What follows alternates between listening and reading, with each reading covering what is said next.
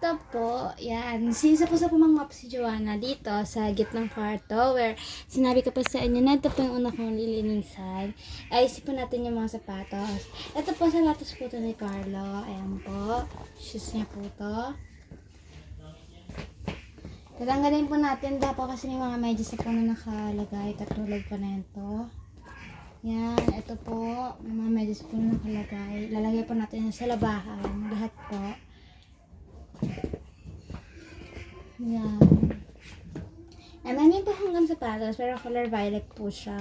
And, ano po, mayroon po ako mag-style ng damit pag ganito po yung color ng sapatos. Pero po, maganda po siya. Yan.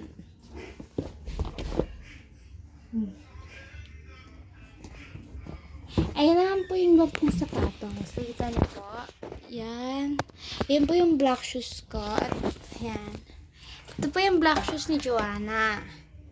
Yan. Ito naman po yung black shoes ko. Ito. Yan. Ayan po. Nalayo po kami yung sapatos po sa baba. Pero nilagay po namin sa taas yung mga lagi po namin ginagamit. Kaming magkakapatid po. Si mama naman po. Yung mga ito lang din po. Para-parasan din po kami ng sapatos. Yan po. So ayusin po muna natin. Unahin po natin yung sa dulo where yung mga black shoes nakalagay po kasi doon. Magkatabi po yung black shoes ko, black shoes si Joanna at saka black shoes ni Carlo. Yan po, makikita nyo. Ito po si Haribo, yan po yung black shoes natin ni Joanna. So, yan, napalitan po natin siya ng black shoes niya po ngayon. Yan.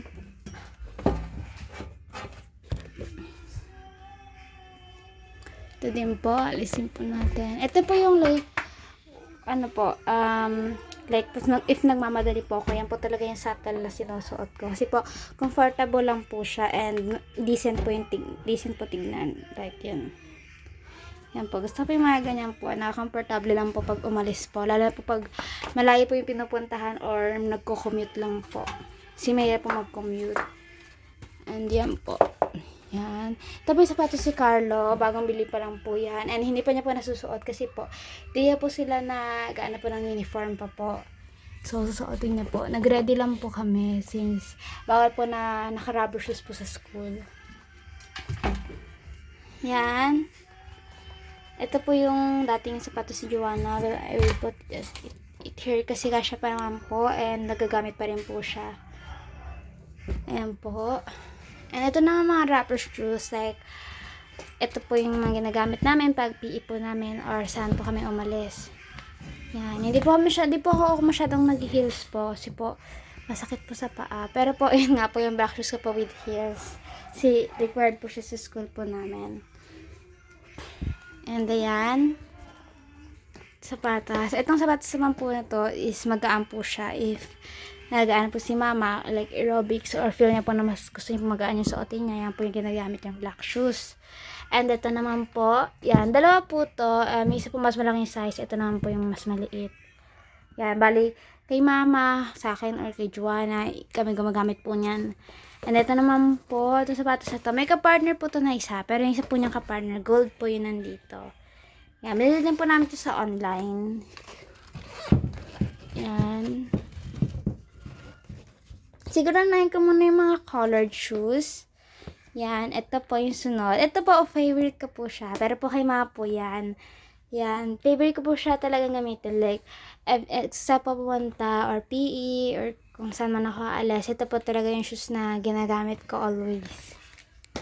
Yan, mostly. Pero pag PE po talaga, ito po. Kasi po, bagay din po siya sa PE ko. Kasi po, blue po yung school namin. Blue po yung PE namin. So, yan po yung ginagamit ko. So, you can see.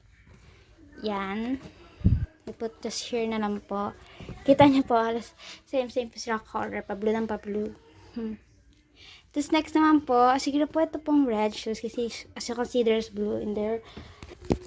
And I'll just put it. Di ko po muna in na yung mga high cut na sapatos. Yan. Yan po. Kita po muna yung mga white. Yan. Yan po. So, yan. Nakita niyo po. Yan. From gray to blue to blue to blue to blue. Yan. It's red.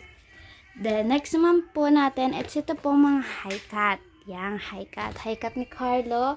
And, syempre po, high cut ko po. Yan. Pares po kaming meron.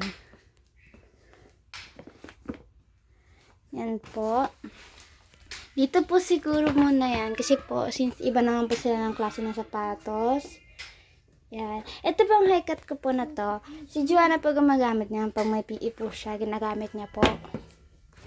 Ano po ako kasi, di po ako nagamit ng high cut pag PE kasi po mahirap po kumilos. Compare po sa ganong sapatos is madali lang po. And malambot po siya gamitin. And nakita niyo po, mahirap po kasi yung sapatos na para pong nagbabatak po. Yung design, hindi compare po sa mga gantong sapatos. Kita niyo po yan. Hindi po siya yung nasisira. Yan. Dito naman po yung mga white in front. Yan, white. Ito po, nakita niyo po, as you can see, parehas po sila ng red. Ayan. Iba lang po yung color nila. Kasi isang shop lang din po yung binilhan po namin yan. Yan. Yan. Originally po, sapatos po talaga ito ni Mama. Pero since kasya naman po sa amin, ng kapatid ko na si Joanna, ginagamit din po namin siya. At ito din po, kasya din po siya sa amin tatlo. Pero po sa amin tatlo po, ako po yung may pinakamalaki pong paa. Kaya po, ayan, ginagamit po namin. Pare-pares po. And ito naman po, yung mga sa medyas na nakalagay, ilalagay naman po natin siya sa labahan. May labahan po kami dito sa taas. Yan po. May din po kami labahan sa baba. Yan. Dito niyo po. Tapos na po, ayusin natin yung mga sapatos. Yan.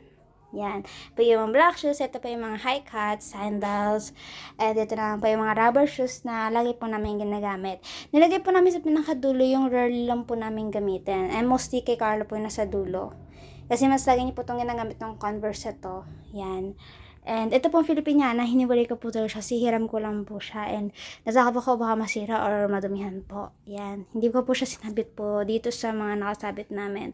And next naman po, ito mga uniform na to. At as you can see po, madami po kayo nakikita ng uniform. Ito po kasing uniform na to. Kay Joanna po yan dati po. Yan. Yung elementary po siya, ito po yung uniform nila. Pero po, nung high school na po, ganito na po. Yan po. And ayusin po natin dati. As nakikita niyo po, makalat po. Yan. Babalik din po natin yung towel. Yun lang po. Bye-bye po.